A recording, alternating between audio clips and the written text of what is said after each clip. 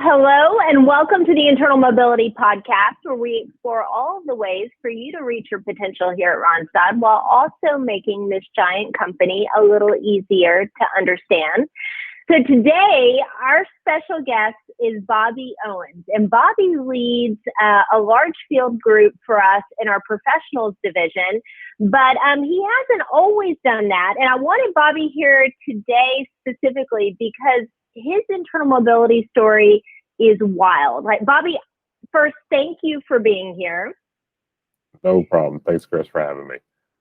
And then second, I feel like, we've worked together years now, that every couple of years we'll get nose to nose on a call and you'll be in a whole new city. So tell us about that. What's your internal mobility story? Boy, how much time do we have for this thing? Because it is a little bit wild, to be perfectly honest with you. It's funny. I'll try to summarize. But actually, my internal mobility started as a temp in Boston. And, I was actually in a position that doesn't even exist anymore. I was what they called a recruiter's assistant. And, I'm going to date myself here, but going back to the days of fax machines and newspaper ads, I was literally the guy that placed the ads in the newspaper and collected the faxes on the roll, cut them up, got them over to the recruiter, highlighted the keywords that they were looking for, and again, gave them to the real recruiters. That was 24 years ago, and I am still hooked on this. This is really about a tale of 8 cities. If you think about how many different places I've lived, from Boston to Miami 3 or 4 different times. But, in summary, I guess, I've worked across 5 different divisions, starting in what now was called our strategic and national account division, and ended up in mass customized, which is a little bit backwards for a lot of people to hear, because I started in a place where most people end up getting to.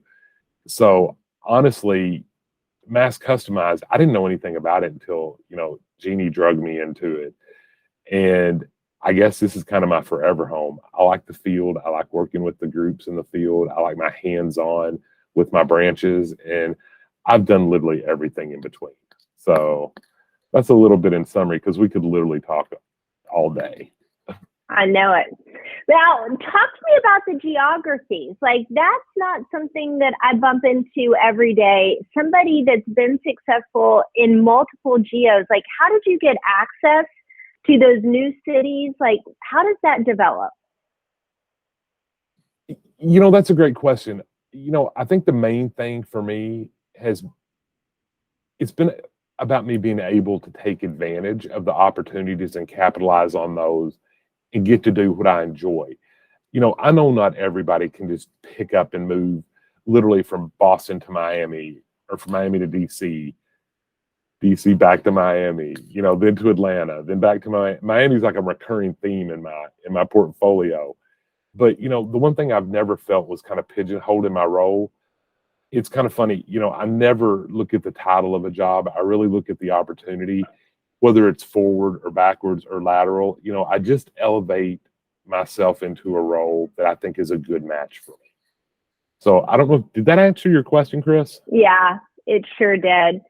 So, one, nobody's fencing you in. Where can I spend my talent within the organization a day in a way that will bring me joy and enable me to have an impact? Yes, 100%. Excellent. 100%. So, Bobby, how do you facilitate good career experiences or mobility experiences for the teams that you lead? What are some best practices? One of the things that we do is consistently talk about it. It's part of every great conversation I have with any of my direct reports, or even actually somebody that doesn't report to me. What I've tried to do over the years is build a level of trust with my team so that they know that it's okay to explore opportunities. Especially those kind of opportunities that they're really interested in.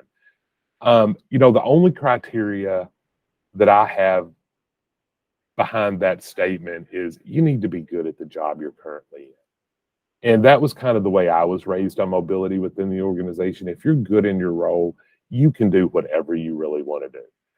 I mean, it's hard to let somebody move on And let's be honest, I'm the kind of guy that gets attached to my groups. After 24 years, this is like a little family for me.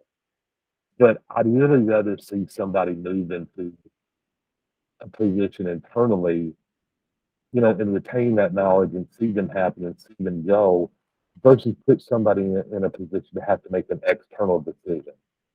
And Mhm. I kind of understand that because selfish, I don't like losing anybody on my team because change is obviously disruptive, but a total loss is harmful.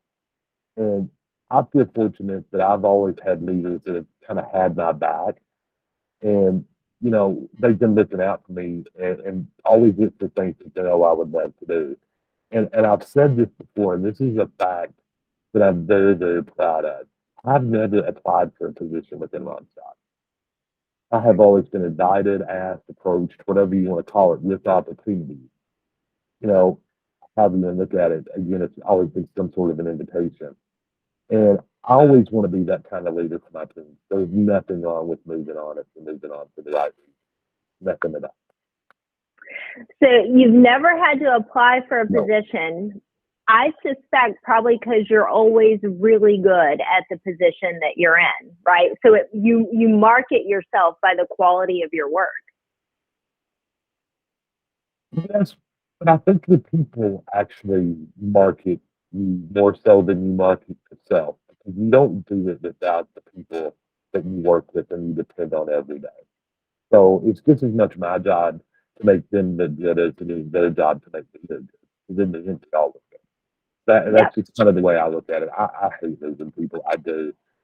And, it's a cry fest every time between me and them. But you know what? They're still with the organization. I have a lot of leaders throughout this organization that I've worked with that started with me and that are doing other things now. And I'm proud of that, actually. And I'm proud of them. Cool. Yeah.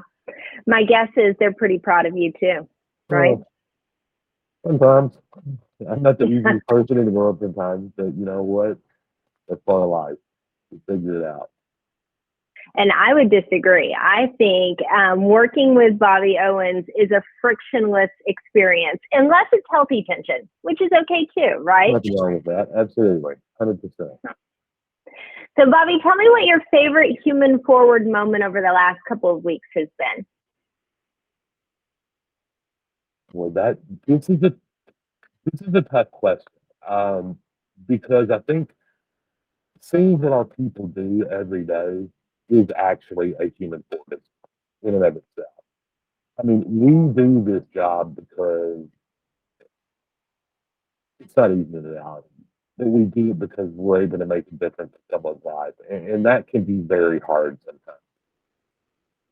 I guess to answer your question, I have a new hire, and I'm not going to name names, but recently they just came out of onboarding. And they said something that kind of stuck with me. And it was kind of an off the cuff remark. They really had no idea how much it actually impacted me. And it was a really simple statement, very as a matter of fact. And the person just made the statement that I need to get this lady a job. Deserves that. And it was funny in a way because while they were talking to me, they were really talking to themselves. They would have been saying that whether or not I was there. They were telling it as much of themselves as they were telling it to me. It was just the tone and the ownership that they had for this talent that really stuck to me. They weren't going to stop till they got this person a job. And you know what? They actually did get him a job. And I heard him on the phone with a client. And he wasn't convincing the client, but he was telling the client they were missing out on somebody that really is good. And it just kind of stuck with me because it was just such a simple little thing. So Yeah. I mean, that's one of the things that has stuck with me, like how this person just owned that responsibility. I need to get this lady a job because you can. Most people don't have that potential and power every day, right? Yeah, absolutely. I mean, we're in a position to change people's lives.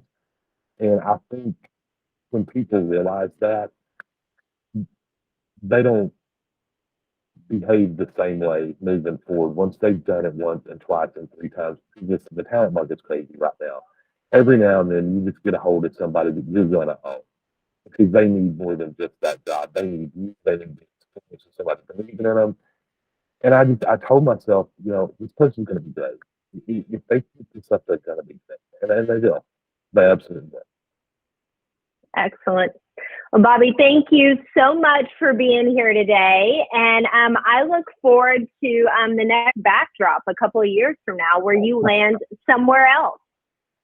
I would say this. I can't collect real estate. We just moved to Chicago. We actually bought a place here. I'm back over Florida again. So I've got, I'm getting paid to be a snowbird. It's not a bad gig. So I don't know how many little bad jobs you're going to see out of me. But well, then you congratulations on the forever home, maybe, huh? That's what we always say. You never know. Awesome. Well, thanks again, Bobby. Thanks, Chris. Have a good one.